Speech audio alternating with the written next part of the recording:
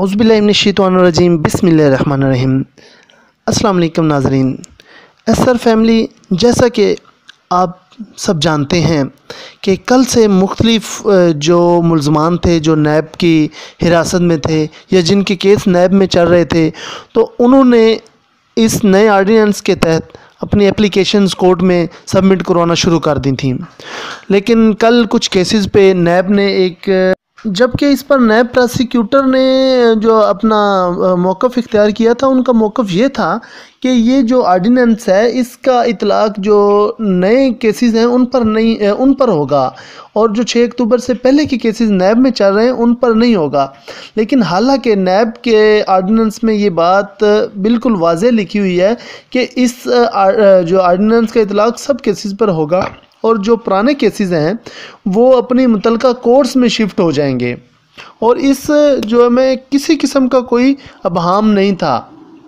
मैं समझता हूँ कि ये चीज़ नैब प्रोसिक्यूटर की लैक ऑफ नॉलेज की वजह से हो सकती है, क्योंकि इसके आर्डिनेंस में जो है ना बाकायदा ये चीज़ लिखी हुई है।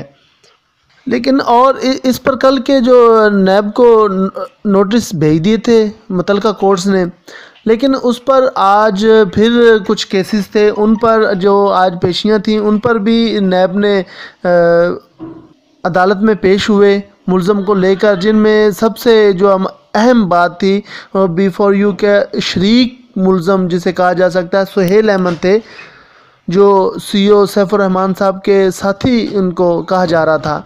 वो उनको जब कोर्ट में पेश किया है, मोहम्मद बशीर साहब जो नैब कोर्ट के जज हैं उनकी कोर्ट में पेश किया गया, तो उन्होंने नैब ने उनको मज़ीद रिमांड के लिए पेश किया था। लेकिन नैब को उस केस में रिमांड नहीं मिला, बल्कि जज साहब ने ये फ़ैसला दिया कि हमारा अब कोर्ट का इख्तियार नहीं है, क्योंकि ये केस आर्डिनेंस के तहत नैब के दायरे इख्तियार से ही निकल चुके हैं।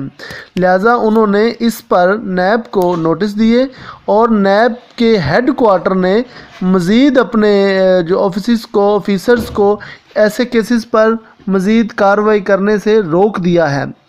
और सबसे बड़ी ये एक बहुत बड़ी एक नवीद की किरण है जो इंशाल्लाह रोशन हो गई है, और आप देखेंगे कि ये इस पे इंशाल्लाह मज़ीद कामयाबियाँ मिलेंगी। और इंशाल्लाह इस आर्डिनेंस के तहत कल CO साहब का भी केस है, तो वो भी इंशाल्लाह पेश होंगे, उनको भी कल रिमांड के लिए पेश किया जाएगा।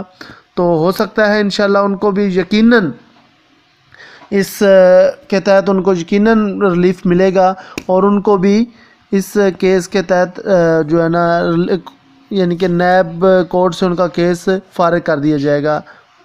तो ये एक बहुत बड़ी कामयाबी है और बहुत बड़ी खुशखबरी है, जिसके आप जो है सुन रहे हैं। तो ये इंशाल्लाह बहुत जल्द बाकी भी मामला बहुत जल्द इंशाल्लाह ठीक हो जाएंगे।